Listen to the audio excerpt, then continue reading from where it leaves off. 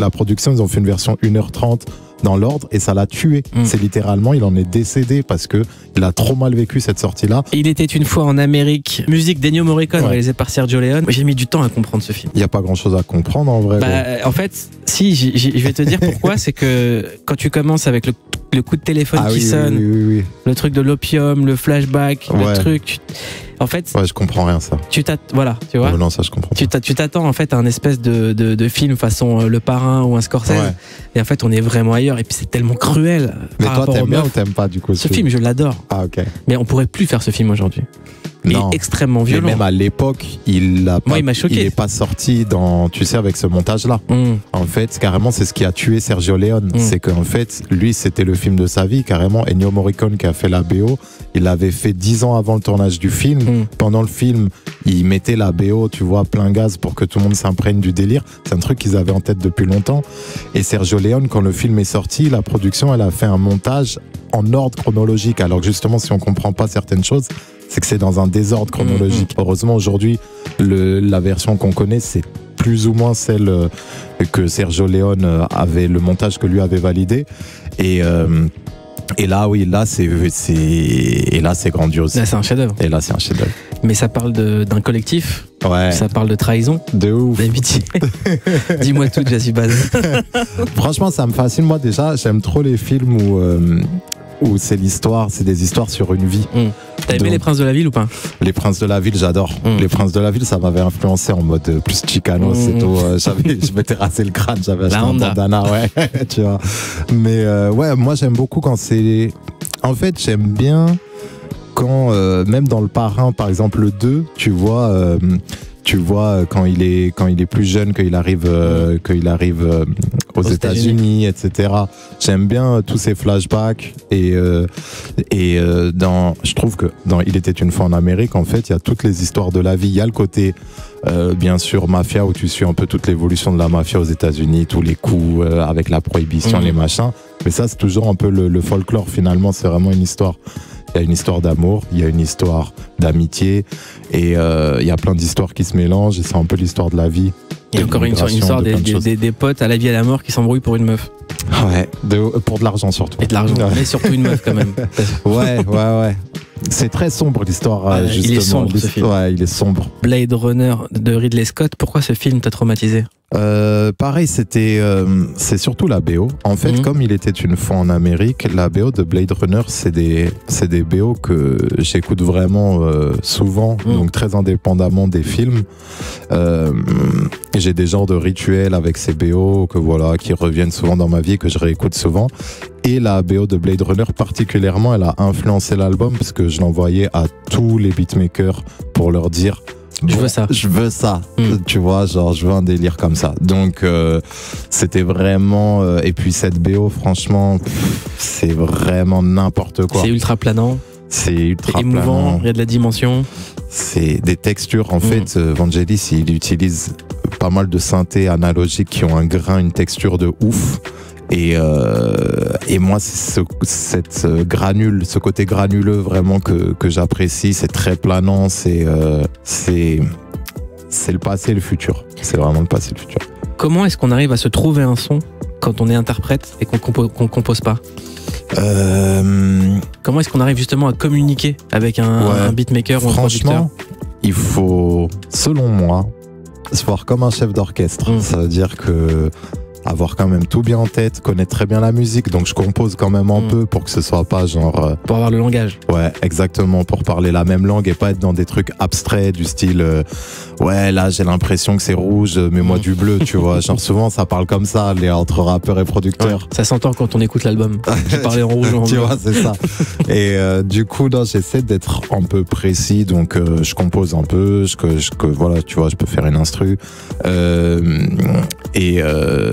Et j'ai des visions un peu, tu vois, pour ma musique. En fait, pour moi, souvent, je me dis que ma recette, ça doit être le bouillon de tout ce que je kiffe. Donc j'essaie surtout d'échanger beaucoup avec les producteurs en influence. Essayer de mettre aussi ce qu'eux kiffent, moi ce que je kiffe, et qu'on puisse vraiment s'entendre sur des trucs en commun. Et voilà. Nas, The World Is Yours, classique du rap américain. Nas a un autre point commun avec Jazzy Bass, fils d'un jazzman. Son père, c'est Olo Dara. C'est vrai. Et Nas a aussi quelque chose de très surprenant, c'est qu'il a commencé très jeune son premier album. Ouais. Et c'est un album qu'on salue encore pour sa maturité. Et c'est quelque chose. Il avait 19 ans quand il a fait Illmatic. 19 ans. C'est une dinguerie. Et c'est dingue d'avoir à cet âge-là ce recul et cette vision. Il écrivait tellement bien, il était tellement mature que presque il a enlevé l'argument à tous les autres quand tu vois il y a eu la mode d'un rap genre con et qu'on dit bon ils sont jeunes de toute façon. Non frérot, genre Nas à 19 piges il était déjà en train d'écrire Illmatic. Donc après c'est juste un style, tu vois, c'est un choix, et moi je kiffe le rap stupide d'ailleurs même tu vois c'est un genre de rap, j'adore. Et mais là c'était une maturité de ouf, et Nas il est encore là, en plus là il sort des projets assez incroyables produits par Hit Boy, un gros producteur. Et ce qui est dingue avec Nas, c'est que je sais pas ce qu'il lui a pris il y a 3-4 ans, il a dit j'arrête de faire du jeunisme. À un moment exactement. Il a eu cette phase je fais du jeunisme, et il s'est remis à être lui-même et à plus chercher à rien à prouver, et c'est redevenu génial. Je pense que sa rencontre avec Hit Boy, ce producteur, elle a fait pour beaucoup, parce qu'il se cherchait un peu justement en termes d'instru, de direction, et puis même au début de sa carrière, après Illmatic, il a très vite eu des fois des choix de prod que tu vois un peu, il passe du coq à l'âne. Et là en fait, Hit Boy il l'a remis dans un truc à la fois très à l'ancienne et à la fois très moderne, parce que c'est un bête de producteur dans ce délire-là, tu vois. Mais ça pose aussi la question de vieillir dans le rap et du jeunisme. Est-ce que toi, c'est des questions que tu te poses en disant est-ce que je me vois rapper dans 5 ans, dans 10 ans ou faire le mec de plus en plus jeune alors que j'ai... Non, franchement, le jeunisme, c'est vraiment nul et inutile, parce que déjà, là, c'est bon... Il y a des auditeurs de rap, ils ont 50, 60 ans, ils ont déjà grandi avec le rap. C'est une musique qui est plus... voilà. Même si tu penses, tu vois, à conquérir un public, je pense même pas que ce soit la bonne stratégie. C'est pas une musique qui va plaire que aux jeunes. Genre, nous, moi j'ai 32, on écoute du rap, il y a des mecs de 40, de 50, il y a des jeunes, il y en a pour tout le monde. Et surtout, moi, mon mot d'ordre, c'est d'être authentique. Donc, quand j'ai 20 ans, je rappe comme un mec de 20 ans. Quand j'ai 32, comme un mec de 32, et quand j'aurai 60, 70, si je rappe encore, ce sera comme un mec de 70 ans, peut-être ce sera pas beau à voir, mais voilà. Donc tu lâcheras pas le rap? Franchement, je lâcherai pas la musique, mais peut-être le fait de sortir des projets et tout, peut-être qu'à un moment j'arrêterai, parce que peut-être que j'aurai plus envie, tu vois. Mais pour l'instant, ça va, je me pose pas trop la question. En tout cas, moi je suis content parce que j'ai connu le rap très tôt, j'ai couvert beaucoup de générations, et là quand je vois par exemple le retour d'un Nesbill, d'un Cynic, du Raluciano, on se dit qu'en fait le mot génération veut plus dire grand chose, en fait, que tout peut se mélanger, tout le monde est actuel. Ouais, totalement, mais moi il m'inspire beaucoup justement, tu vois, des gens on va dire de la génération âge d'or, tous ceux que tu as cités, qui reviennent. C'est pour ça que moi je vais pas te dire que je vais arrêter, parce que si eux ils ont encore envie de rapper, c'est que moi j'aurais encore envie de rapper, tu vois. On est tous des passionnés, et quand tu rencontres des gens de cette génération là et tout, tu sens que c'est comme des gamins vis-à-vis du rap. En fait, ils ont toujours cette flamme. C'est quand t'es piqué à vie. Et puis surtout cette semaine il y a eu les retours de Nesbill et de Cynic, et les deux étaient à la hauteur. Ouais, totalement. De toute façon, je pense que en fait, les seules questions des fois qui se posent dans les retours, si je suis très honnête, c'est plus en termes de direction artistique que de skills de rap. Ça veut dire, à moins que le mec il ait vraiment pas rappé depuis extrêmement longtemps et qu'il a vraiment oublié les techniques et tout, de rimes et tout, a priori les anciens ils arrivent et ils plient encore beaucoup de jeunes.